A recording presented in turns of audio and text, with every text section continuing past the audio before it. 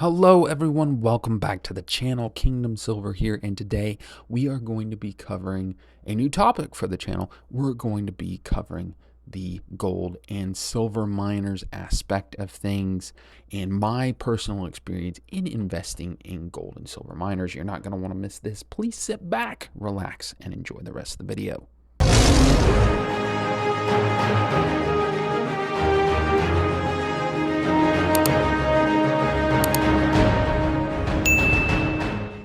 Thank you so much for checking out the channel. I really appreciate the support. And if you haven't already, ladies and gentlemen, please smash that like button, comment, subscribe to the channel. Would really appreciate the support. But more importantly, it gets the word out about gold and silver. So we are covering this article, and it's really more of a blurb that was written by Michael McRae on Kitco News, and it says that the financial markets ended the week on strong footing as stocks, gold, and Bitcoin all trended higher, with S&P besting its previous all-time high by a hair, with gold bulls stampeding their way to above 2,700 an ounce for the first time in history. And it gives a little bit more information down here that I'll let you read. But this last, second to last paragraph, it says silver added about $3 for the week, which was amazing.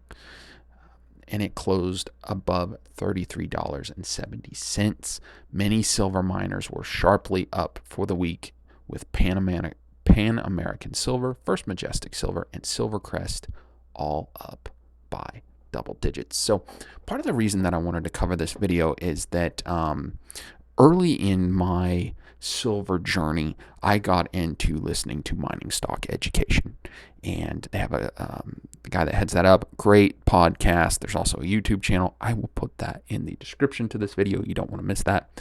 But I was doing some research on that and found that in these bull runs for gold and silver, the miners themselves often outproduce the metals themselves from a return perspective.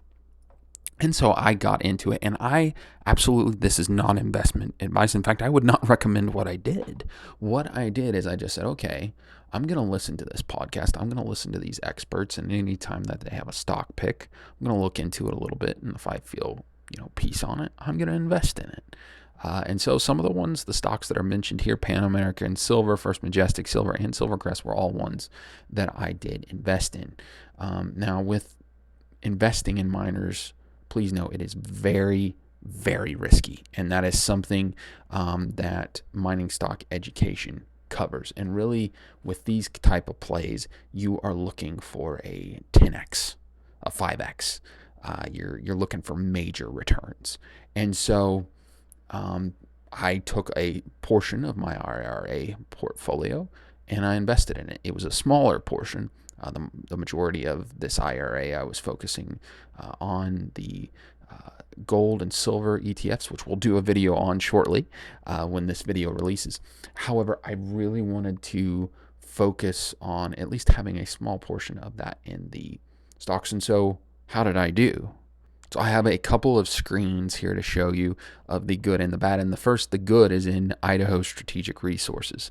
So as you can see here on the screen, it says it's up 246% over the past year. My returns aren't quite that good, but I looked at my portfolio and I've got an over 200% return as of Friday. I'm very, very pleased in that return, ladies and gentlemen. However, on this next screen, you're going to see Nord Precious Metals Mining, and this is over the past 5 years. Mine is not quite a 95% loss. It's more like a 79% loss. So what does this tell us? Well, it tells us that throwing darts at the precious metals miners is very, very risky. Now, I invested in enough companies that did I actually do better or am having better gains on those stocks than I am with overall investing in the gold and silver ETFs? Yes, I am. But for every 200%, 80%, over 100% return, I've got a couple of those in my portfolio. I've also had 60%. In this case, almost 80% losses on some of these. So what is the lesson here? Well, is there an opportunity in investing in the precious metals miners? Absolutely. And if you hit some of the major ones, it's a great idea. And, even going with some of the larger outfits like, Pan American, First Majestic, again, not investment advice, but if you're looking for less risky assets, those are ones that kind of chug along. However, please, please, please learn from me. Don't just throw darts. Do your own research. Hey, if I would have done enough research on Nord Precious Metals, I would have been like, hey, maybe there was a red flag there, or maybe there were some things, in one of the, municipalities that they have mines in that changed and cut them off, that I could have seen coming. There could have been some warning signs. So while I do think that the miners are a great opportunity, it also comes with a lot of great risk, and please don't invest in something unless you do your own research. So just wanted to throw this video, because I think it's actually an area that isn't really covered a lot by some of the larger silver channels, and I think this is actually a place where you can have some profit, again, if you do a lot of research. So in the comments, I would love to hear, do you have any experience in investing in any of the precious metal mines? Have you had more of the Nord precious metals returns, or have you had more of the Idaho strategic resources returns? Would love to hear your thoughts in the comments. And with that, thank you so much for watching. Be blessed and be a blessing to others. We'll see you later.